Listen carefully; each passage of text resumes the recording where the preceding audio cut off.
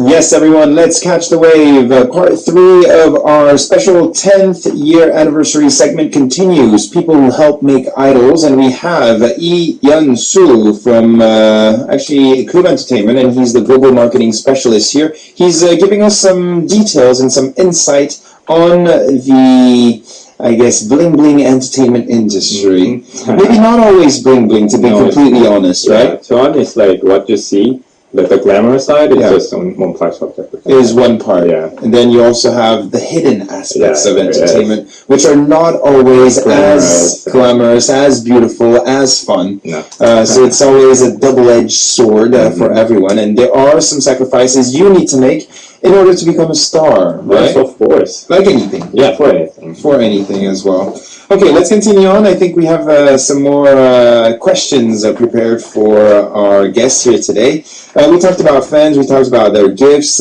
we talked about how fans also show up at airports, for concerts, pretty much anywhere. You know, the fans are very dedicated, very loyal also, usually. Any funny incidents taking place on maybe concert tours? Yes, there is. Have you ever been stuck in an elevator before? Stuck in the elevator? Not recently, when I was a bit younger. Why? What happened? I never, right? I actually had that incident happening a few months back. I was in Singapore with g.na, and we are at a hotel. And then the whole elevator was fully packed with all the people, right? And the elevator just stopped, right? And we had to stay for 20 minutes. 20 minutes in the elevator? In the elevator. And we were just about to go up. We're in the between first and the second floor. And they screamed. We were pushing the emergency button, but nobody came for 20 minutes. They tried to help you out. Yeah, they're trying to force open it. We were trying to force open it, but what did g.na say, or how did she react to the situation? She remained calm. Take the vaccine. Just like praying. Yeah, just praying. We'll handle it. Yes, but everything ended well. It ended well. It was a bit embarrassing seeing all the fans. Waiting oh, they were waiting like right outside. Yeah, outside of the elevator. So because it was a hotel, right? Yeah, when you opened the door. Yeah, it was quite a new experience for me. Okay, I hope this will not ever happen to me, and I hope it will not happen to you also. Listening, it's probably a little bit scary and indeed maybe a little bit embarrassing when you're a star and then you have to walk out of the elevator after 20 minutes inside.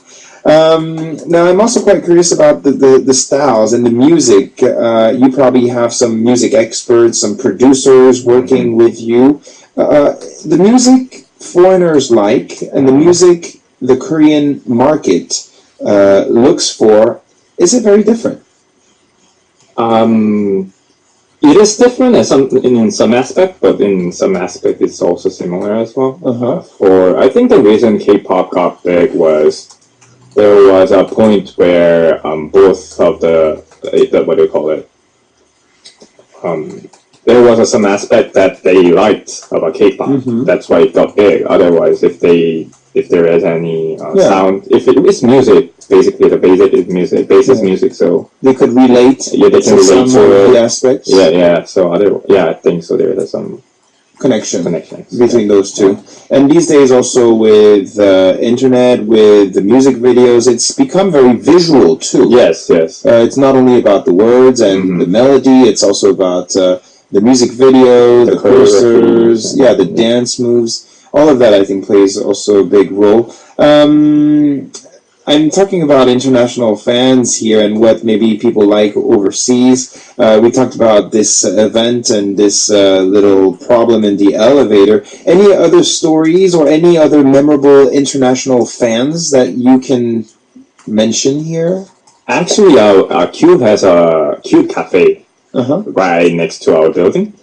And I'm always amazed to see all the international fans coming down and sitting down and having a cup of coffee there. So they wait for the artists to come because the second floor is dancing room. So it's always crowded with international fans. Yeah, it is. So some people from like Europe, from East Asia. And do they stay at night also?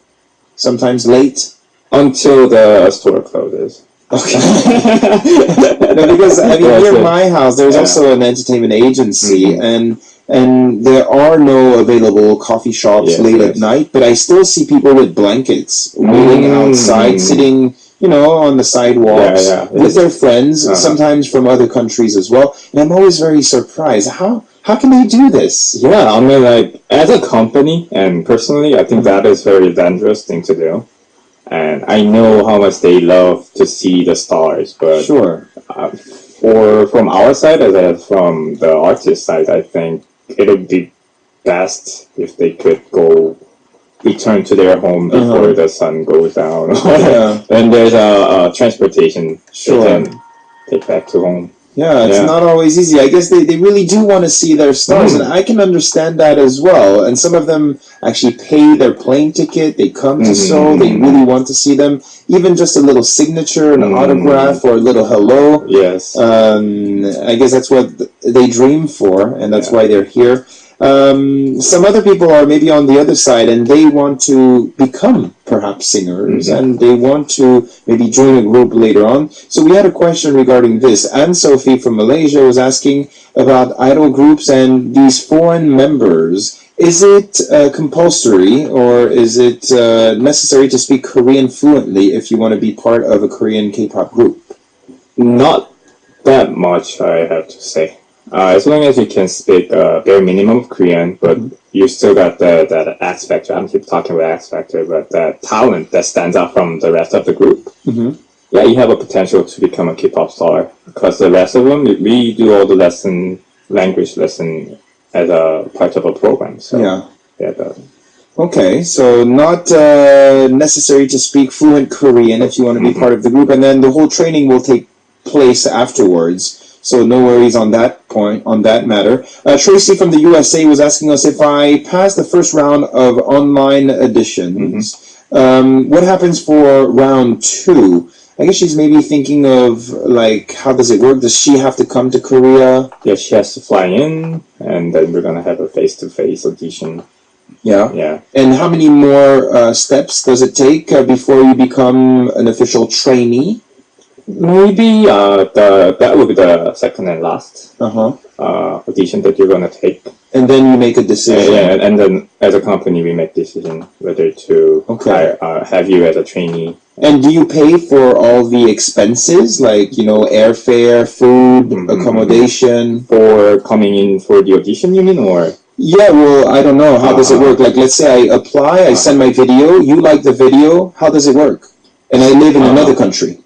Usually, since it being an audition, we do not provide any financial aid. Aid. So that would be. But once you become a trainee, let's say the company now, okay, we want you as a trainee. Do you sign a contract? So there will be a trainee. Yeah, the trainee will have their own contract, and from there will be a lot of things will be taken care of by company.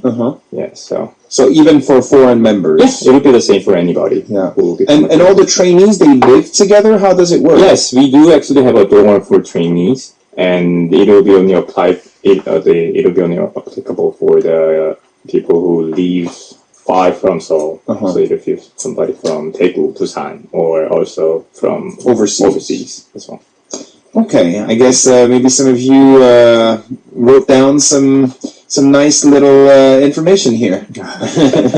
Who knows? Now, we'll play a song right now, and we'll come back for some more questions. If you have more curiosities, everyone, Facebook or also our homepage, feel free. We have Ian Su, Global Marketing Specialist of Cube Entertainment, in the studio here for us and to celebrate the 10th anniversary of Arirang Radio. This is B2B, 두 번째 고백, Second Confession.